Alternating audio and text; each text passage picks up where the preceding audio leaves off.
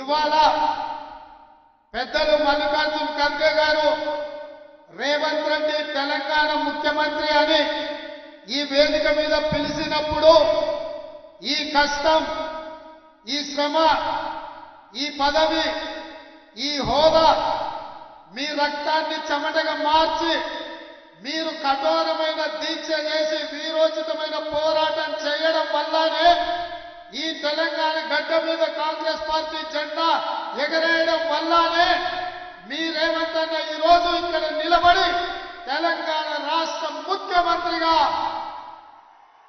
ఈ రోజు గౌరవించబడుతున్నాడంటే మీ అందరి అభిమానం మీరు గుండెల్లో పెట్టి చూసుకొని మీ భుజాల మీద మోసింది కాబట్టి ఈ రోజు ఇంత గొప్ప గౌరవం దక్కింది. మిత్రులారా, ఇవాళ మీకు ఒక మాట గుర్తు చేయదలుచుకున్నా.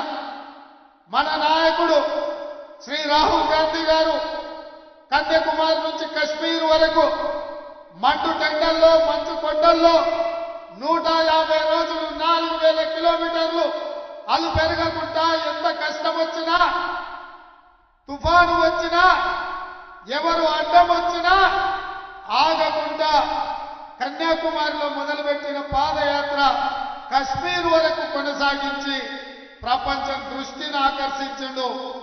వారు పాదయాత్ర మొదలుపెట్టిన తర్వాత మొదటి విజయం కర్ణాటకలో కాంగ్రెస్ పార్టీ జెండా ఎగరేసినాం. రెండవ విజయం హిమాచల్ ప్రదేశ్ లో కాంగ్రెస్ పార్టీ జెండా ఎగరేసినాం. మూడవ విజయం తెలంగాణ రాష్ట్రంలో ఈ గడ్డ మీద వారు పాదయాత్ర చేసిన సందర్భంగా మీరందరూ కష్టపడి విజయవంతం చేస్తే రాహుల్ గాంధీ గారి భారత్ జోడో యాత్ర ఈ రోజు తెలంగాణ రాష్ట్రంలో కాంగ్రెస్ పార్టీ ప్రభుత్వాన్ని ఏర్పాటు చేసింది. మిత్రులారా, ఇవాళ నేను మిమ్మల్ని అడుగుతున్నా, వాళ్ళ తాతలు ముత్తాతలు వజ్రాల వ్యాపారం చేసింది. వజ్ర వైదూర్యాలతో వేలాది కోట్ల రూపాయలతో ప్రపంచంలోని ఆగర్భ శ్రీమంతులుగా ఉన్న మోతీలాల్ నెహ్రూ, పండిత్ జవహర్లాల్ నెహ్రూ గారు ఈ దేశ ప్రజల కోసం స్వేచ్ఛనివ్వాలి, ఈ దేశ ప్రజలు స్వతంత్రాన్ని అనుభవించాలి, ఈ దేశ ప్రజలు తెల్లదొరల బానిసత్వం నుంచి విముక్తి కలిగి ఈ దేశంలో రాజులై వెలగాలి అని వాళ్ళ ఆస్తులను ఫణంగా పెట్టిండ్రు. సంవత్సరాల కొద్ది జైల్లో మగ్గిండ్రు. ఆ కాంగ్రెస్ పార్టీకి నాయకత్వం వహించి భారతదేశానికి స్వతంత్రాన్ని ఇప్పించి ఈ దేశంలోనే త్యాగం అంటే వాళ్ళ కుటుంబం అని నిరూపించింది. వచ్చిన స్వతంత్ర దేశానికి మొట్టమొదటి ప్రధానమంత్రిగా ప్రపంచానికే ఒక సుపరిపాలన అందించి ప్రపంచ దేశాలతో పోటు పడే దేశంగా భారతదేశాన్ని పండిత్ జవహర్లాల్ నెహ్రూ గారు తీర్చిదిద్దారు. వారి వారసత్వంతో వచ్చిన శ్రీమతి ఇందిరాగాంధీ గారు ఈ దేశ సమగ్రత కోసం, సమైక్యత కోసం, ఈ దేశాన్ని కాపాడడానికి తన చివరి రక్త పొట్టు వరకు ఈ దేశం కోసం దారపోసి తుపాకీ తూటాలకు బలై నేలకొల్లిండ్రు తప్ప దేశ సమగ్రతను కాపాడడంలో ఒక్క అడుగు కూడా వెనక్కియ్యలే. ఇందిరమ్మ వారసత్వాన్ని పునికి పుచ్చుకున్న రాజీవ్ గాంధీ గారు, విదేశాలలో పైలట్ గా ఉన్న రాజీవ్ గాంధీ గారు, ఇందిరాగాంధీ గారు చనిపోతే అదరలేదు, బెదరలేదు, భయపడలేదు. ఈ దేశానికి నాయకత్వం వహించడానికి వారు వచ్చి ప్రధానమంత్రిగా ఈ దేశాన్ని ముందుకు నడిపించిండు. ఈ దేశంలో యువకులకు కంప్యూటర్ని పరిచయం చేసిండు. ఈ దేశంలో యువకులకు 21 సంవత్సరాలకు ఓటు ఉంటే 18 సంవత్సరాలకే ఓటు హక్కుని ఇప్పించి ఇవాళ 18 ఏళ్ల పిల్లలు ఓటేస్తుండ్రు. ఈ దేశంలో ముఖ్యమంత్రులను, ప్రధానమంత్రులను ఎన్నుకుంటుండ్రు అంటే అది రాజీవ్ గాంధీ గారి గొప్పతనం, వారి త్యాగం ఉన్నది. మరి వారి బిడ్డ వారు ఈ దేశం కోసం ఏ త్యాగానికైనా సిద్ధమైంది. రాజీవ్ గాంధీ గారు మరణిస్తే, వీర మరణం పొందితే, తమిళనాడులో శ్రీపెరంబదూరులో నేల కొరికితే శ్రీమతి సోనియా గాంధీ గారు భయపడలే. ఇద్దరి పిల్లల్ని సంకలో పెట్టుకొని 100 కోట్లు ఆనాడు ఉన్న జనాభాను ఈ దేశం అనాథ కాకూడదు, ఈ దేశం బలమైన నాయకత్వం ఉండాలి, నా దుఃఖం దిగమిందుకుంటాను, ఈ దేశ ప్రజల కోసం త్యాగం చేస్తానని శ్రీమతి సోనియా గాంధీ గారు ముందుకొచ్చి కాంగ్రెస్ పార్టీకి ఈ దేశానికి నాయకత్వం వహించి తిరిగి మళ్ళీ కాంగ్రెస్ పార్టీ అధికారంలోకి తీసుకొచ్చింది. ఆ విధంగా సంక్షోభంలో ఉన్న ఈ దేశానికి బలమైన నాయకత్వాన్ని అందించి ప్రధానమంత్రి రాష్ట్రపతి పదవులను త్యాగం చేసి ఈ దేశాన్ని మళ్ళీ శత్రు దుర్భేద్యమైన దేశంగా శ్రీమతి సోనియా గాంధీ గారు తీర్చిదిద్దారు. వారి స్ఫూర్తితోనే 2004లో రాహుల్ గాంధీ గారు ఎంపీ అయ్యారు. నేను అడుగుతున్న మిత్రులారా, చాలా మంది మొదటిసారి ఎమ్మెల్యేలు అయిన వెంబడే 6 నెలలు తిరగకముందే నన్ను ఎవరు మంత్రి చేస్తలేరు, నన్ను ఎందుకు ముఖ్యమంత్రి చేస్తలేరు అని అడిగే రోజులు. కానీ 2004లో 2009లో 10 సంవత్సరాలు కాంగ్రెస్ పార్టీ అధికారంలో ఉంటే రాహుల్ గాంధీ గారు మంత్రి గాని ప్రధానమంత్రి గాని రాష్ట్రపతి పదవి గాని అడగలేదు. పదవులు త్యాగం చేసి ప్రజలలో ఉండి ప్రజల తరఫున కొట్లాడి మేధావి అయిన మన్మోహన్ సింగ్ను ప్రధానమంత్రిని చేసిండ్రు, ప్రణబ్ ముఖర్జీని రాష్ట్రపతిని చేసిండ్రు. త్యాగం అంటే రాహుల్ గాంధీది, త్యాగం అంటే సోనియా గాంధీది, మరణం అంటే వీర మరణం అంటే రాజీవ్ గాంధీది. ఈ దేశం కోసం ప్రాణాలు ఇవ్వడం అంటే, రక్తం దారమేయడం అంటే అది ఇందిరమ్మ త్యాగం. త్యాగం అంటే మేము, త్యాగం అంటే మా నాయకులు. ఈ దేశం కోసం ప్రాణాలు అర్పించిన పార్టీ కాంగ్రెస్ పార్టీ. ఈ దేశానికి స్వతంత్రం ఇచ్చిన పార్టీ కాంగ్రెస్ పార్టీ. 4 కోట్ల తెలంగాణ ప్రజలకు తెలంగాణ ఇచ్చిన పార్టీ కాంగ్రెస్ పార్టీ. నేను అడుగుతున్న మిత్రులారా, ఇవాళ భారతీయ జనతా పార్టీ నాయకులు మాట్లాడుతున్నారు, అఖండ భారత్ అంటున్నారు. అఖండ భారత్ కోసం 100 కోట్ల ప్రజల కోసం స్వతంత్రం కోసం ప్రాణాలు ఇచ్చినప్పుడు మీరెక్కడున్న నరేంద్ర మోడీ మీరు కాదు కదా, కనీసం మీ పెంపుడు కుక్కైనా ఈ దేశం కోసం త్యాగం చేసిందా అని నేను అడుగుతున్నా. ఈ దేశ స్వతంత్రం కోసం కొట్లాడింది కాంగ్రెస్, ఈ దేశానికి స్వతంత్రం తెచ్చింది కాంగ్రెస్, ఈ దేశం కోసం ప్రాణాలు ఇచ్చింది గాంధీ కుటుంబం. నేను అడుగుతున్న బీజేపీ నాయకులను, కాంగ్రెస్ దేశ స్వతంత్రం కోసం కొట్లాడిన రోజు మీరే పొయ్యిలో పడుకున్నారని నేను అడుగుతున్నా. ఇవాళ ఈ దేశ సమగ్రతను కాపాడడం కోసం ముస్కర్ల తుపాకీ కూటాలకు బలైపోయి మానవ బాంబుల పేల్చులో వీరు మరణం పొందినప్పుడు మీరంతా ఎక్కడున్నారు? మీ నాయకులు ఎవరైనా ఈ దేశం కోసం ప్రాణాలు ఇచ్చిందా అని బీజేపీ నాయకులను నేను అడుగుతున్నా. అట్లాంటి బీజేపీ ఇవాళ గాంధీ కుటుంబం మీద ఆరోపణలు చేస్తున్నారు. సోనియా గాంధీ గారికి, రాహుల్ గాంధీ గారికి ఈడీ నోటీసులు, ఇన్కమ్ ట్యాక్స్ నోటీసులు, సిబిఐ కేసులు పెడుతున్నారు. నేను అడుగుతున్నా సోదరులారా, ఈ దేశంలో 3 తరాలు ప్రధానమంత్రిగా చేసిన జవహర్లాల్ నెహ్రూ, ఇందిరాగాంధీ, రాజీవ్ గాంధీ ఈ దేశ ప్రధానమంత్రిగా చేస్తే ఇవాళ ఉండడానికి సొంత ఇల్లు లేని కుటుంబం ఏదైతే ఉందో అది గాంధీ కుటుంబం. వాళ్ళగా అవినీతి మరకలు అంటించే ప్రయత్నం అని నేను అడుగుతున్నా. ఉండడానికి ఇల్లు లేని వాళ్లకు సొమ్ము సంపాదించుకోవాలన్న ఆలోచన ఎందుకుంటది? దేశం కోసం ప్రాణాలు ఇచ్చిన గాంధీ కుటుంబాన్ని ఇవాళ మోడీ ప్రభుత్వం అక్రమ కేసులు పెడుతుంటే నేను అడుగుతున్న ఈ దేశ పౌరులను, నేను అడుగుతున్న మా మిత్రులను, తెలంగాణ బిడ్డల్ని, మన తెలంగాణ రాష్ట్రం ఇచ్చిన గాంధీ కుటుంబాన్ని మోడీ అవమానిస్తుంటే ఆ మోడీ పార్టీని ఈ తెలంగాణ గడ్డ మీద గెలవనిద్దామా, పొందబెడదామా? మీరు ఇవాళ ఆలోచన చెయ్యండి మిత్రులారా. ఇవాళ మన యుద్ధం దేశంలో మోడీతోనైతే సందర్భ సడమియాలాక బిల్లా రంగాలు ఇవాళ ఊరూరు తిరుగుతున్నారు. 10 ఏళ్ళు మేము అధికారంలో ఉన్నాం, మిమ్మల్ని దోచుకున్నాం, మిమ్మల్ని అవమానించినాం, మమ్మల్ని మన్నించండి అని నేను చెప్పదలుచుకున్నా. 100 ఎలుకలు తిన్న పిల్లంట తీర్థయాత్రలు పోయిందంట, అయ్యా నా తప్పైంది మన్నించండి అని. ఇవాళ బిల్లా రంగాలు చార్లే శోభరాజు ఇంట్లో వండుకుంటే ఉత్తగా వండుకోలే బీఆర్ఎస్. మొన్న జరిగిన ఎన్నికలన్నా బోర్ల బొక్కలేసి బొక్కలు వీరు ఎరగొడితే టీఆర్ఎస్ వాళ్ళు పోయి బోర్ల వండుకున్నారు. ఇవాళ ఓడిపోయి సిగ్గు లేకుండా మళ్ళీ వీధుల్లోకి వచ్చి కాంగ్రెస్ పార్టీ ఇచ్చిన హామీలు అమలు చేయలేదని అంటూ నేను అడుగుతున్నా. మనం వచ్చి సరిగ్గా 50 రోజులు కాలే. ఎన్నికలకు వెళ్ళినప్పుడు ఏం చెప్పినాం మిత్రమా? నేను ఎన్నికల ప్రచారంలో ప్రతి సభలో చెప్పినా ఖచ్చితంగా డిసెంబర్ 9, 2023 నాడు ఇందిరమ్మ రాజ్యం ఏర్పడుతుంది.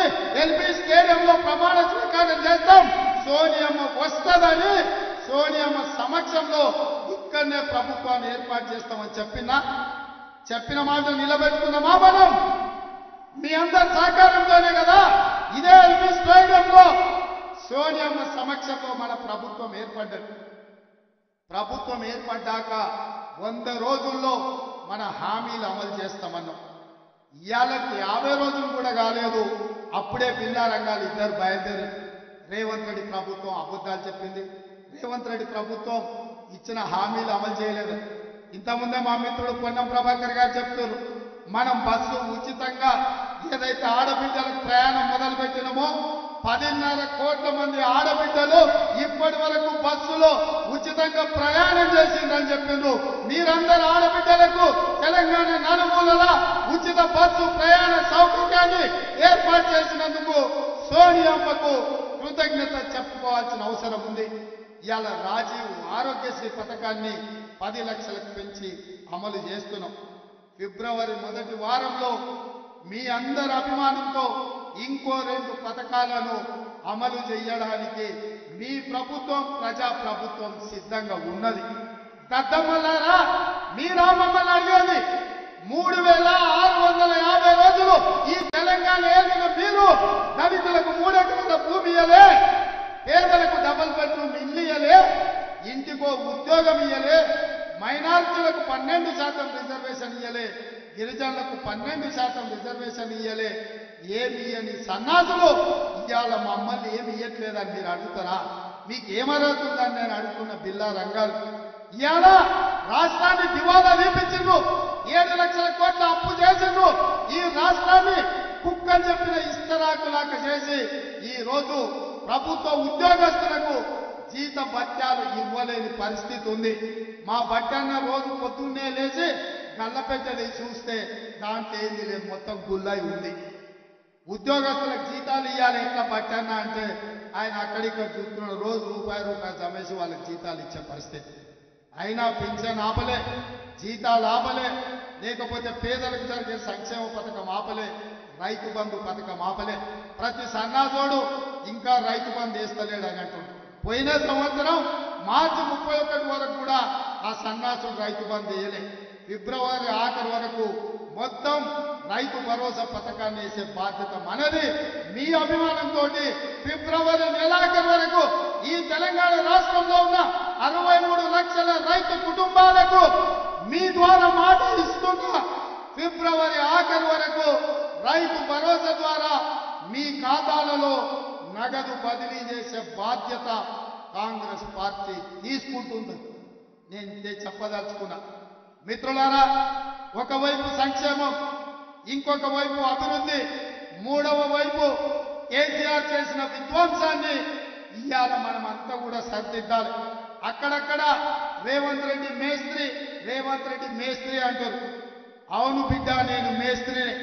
మీరు విధ్వంసం చేసిన తెలంగాణను పునర్నిర్మించే మేస్త్రిని.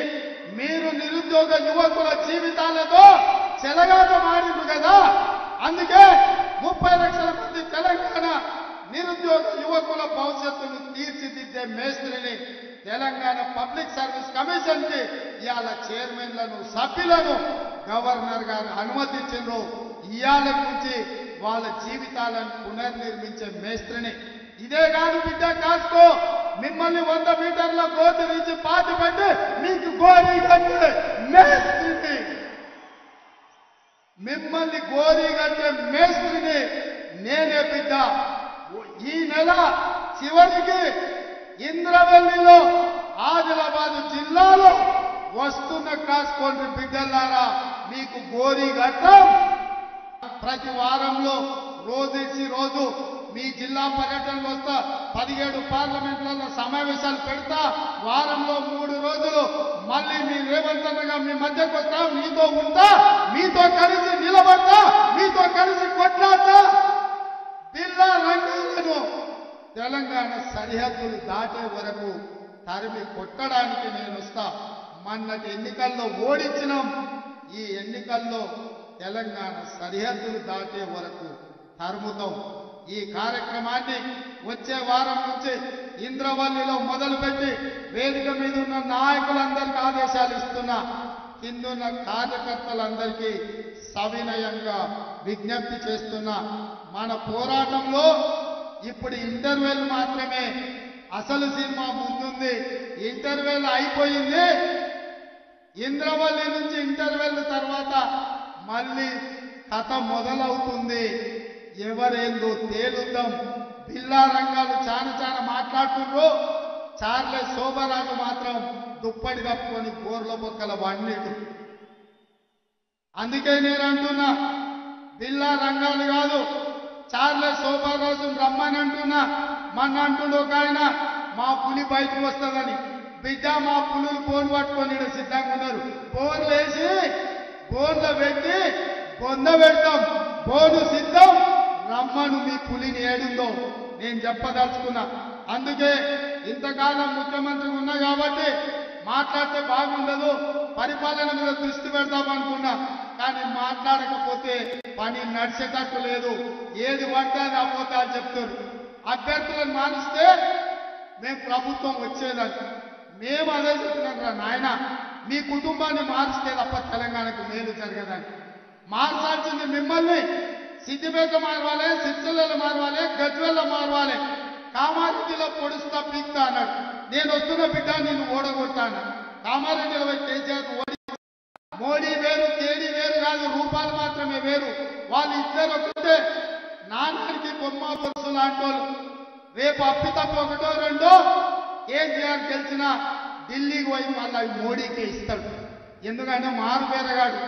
కేసీఆర్ తెలుసు కదా, మారు పేరగాడు. ఈడ ఒక రూపంలో జమ చేస్తాడు, ఢిల్లీకి పోయి ఇంకొక రూపంలో అమ్ముకుంటాడు. మోడీ కేసీఆర్ వేరు వేరు కాదు. మోడీ మనిషే, మోడీ తాబేదారే. ఈ కేసీఆర్ ఇవాళ మా క్రిస్టియన్ మైనారిటీ, ముస్లిం మైనారిటీ, తెలంగాణ ఉద్యమకారులకు నేను విజ్ఞప్తి చేస్తున్నా. కేసీఆర్ వాడే ప్రతి ఓటు పరోక్షంగా మోడీకి అవుతుంది. బీఆర్ఎస్ కేసే ఓటు మూసీలేసినట్టు అవుతుంది. ఇవాళ ఢిల్లీలో కాంగ్రెస్ జెండా ఎగరాలి, రాహుల్ గాంధీ ప్రధానమంత్రి కావాలి అని అంటే ఈడ 14 ఎంపీలు గెలవాలి. అప్పుడే ఈ దేశంలో మళ్ళీ కాంగ్రెస్ ప్రభుత్వం వస్తుంది. 10 ఏళ్ల నుంచి మోసం చేసిన మోడీని ఓడగొట్టాలి.